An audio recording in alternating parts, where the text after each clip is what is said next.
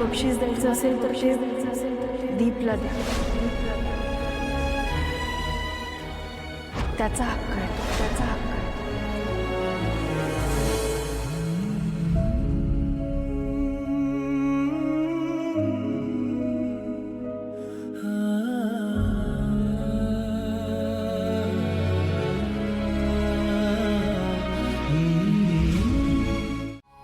मी आताच खुश आहे.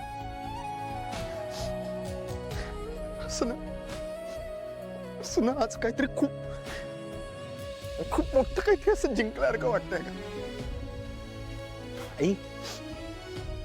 ज्योतींनी जर बाबांना सांगितलं नसतं की हे जेवण मी बनवलंय तर यातलं काहीच घडलं नसतं ना. तिने स्वतःने ऍक्सेप्ट केलं म्हणून बाबांनी हे गिफ्ट दिलं. ज्योतीला किती वेळा थँक्यू बोलू शकतो आपण. आई आता ना मला खात्री वाटायला लागली. बाबा आहे ना मला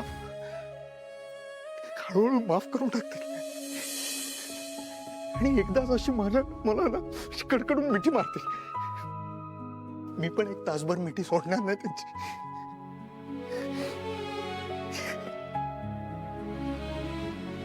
आई मारतील ना का मला मिठी? पुन्हा आधीसारखंच वागतील.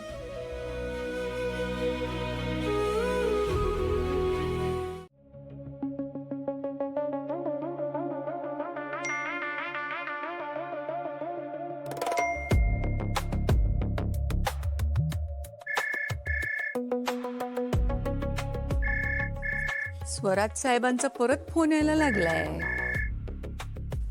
पाण्याविना मासा तडफडायला लागलाय वाटतं.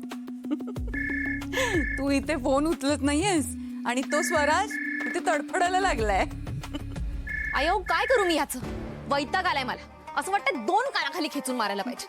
कळत नाही का याला? मी फोन उचलत नाहीये, रिप्लाय करत नाहीये म्हणजे मला नाही बोलायचंय. मी इग्नोर करतेय. बालिशपणा आहे नुसता. अगं हो हो हो, तूच म्हणालीस ना हेच हवंय आपल्याला. आता तो पूर्णपणे स्वतःला तुझ्या हवाली करतोय.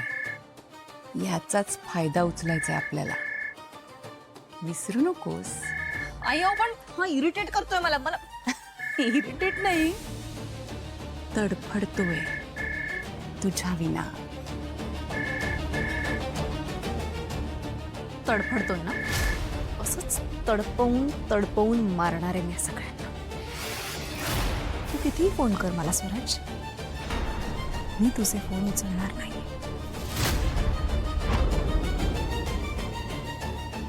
अगं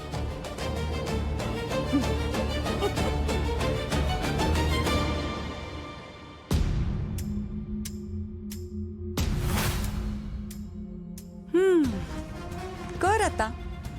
फोन कर, मेसेज कर. प्रीतीने तुला ब्लॉक केलंय हे जेव्हा तुला कळेल मग का केलं असेल असं हे शोधून शोधून डोकं फुटेल तुझं. ताई, मला तुला एक विचारायचंय. विचारू?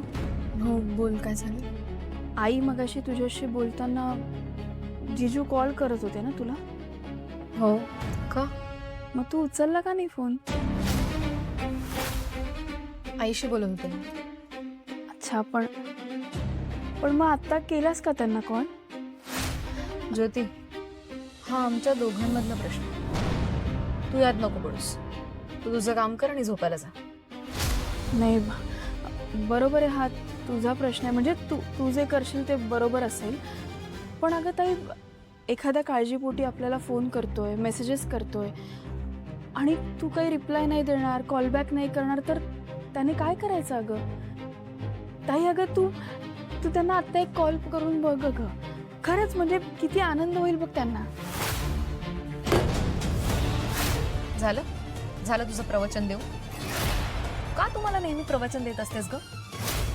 तुझे सल्ले नको आहेत मला, कळलं? मला कोणाशी कसं आणि कधी बोलायचंय ना हे चांगलंच माहिती. तू सांगायची गरज नाहीये. बघ ताई, तू परत चिडलीस. अगं जरा शांत हो ना. इतकी चिडचिड करून काय करशील? आणि आई मगाशी तुला हेच समजावत होती ना, तू तिचंही नाही ऐकणार आहेस का? मी काय म्हणते ताई, हे बघ, तू शांत डोक्याने विचार कर ना. आणि आत्ता पण वेळ नाही गेली आहे. मला अजूनही वाटतंय की जीजू अजून जागे असतील तुझा कॉल येईल म्हणून. आणि अगं म्हणजे तुझं न बोलण्याचं लॉजिक मला काही कळत नाहीये. तुमच्यात काही प्रॉब्लेम आहे का? ते तुला काही बोलले आहेत का? मी बोलू का जीजूंशी मग? नाही नाही अगं, असं काही नाही आहे. आणि आमच्यात सगळं ठीक सुरू आहे. पण काय ना, इतक्या जबाबदाऱ्या आहेत, त्याचंच थोडंसं टेन्शन आहे.